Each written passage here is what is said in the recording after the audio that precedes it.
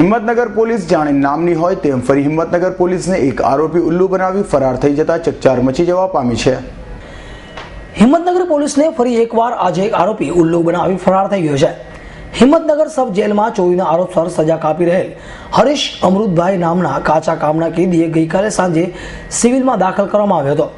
હાથમાં ફ્રેક્ચર હોવાથી આજે રોજ સવારે આ કેદીનું ઓપરેશન હતું।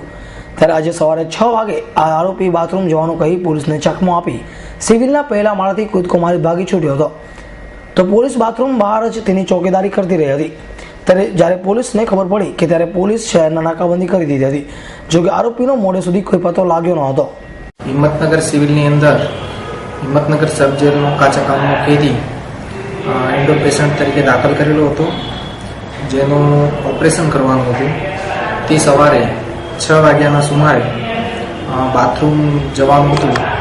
એ ટાઈમે એને બહાર કાઢતા બારીમાંથી કૂદકો મારી અને નાસી ગયેલ છે, જે બાબતે પોલીસે ગુનો રજીસ્ટર કરી આરોપીની શોધખોળ તથા વધુ તપાસ હાથ ધરેલ છે।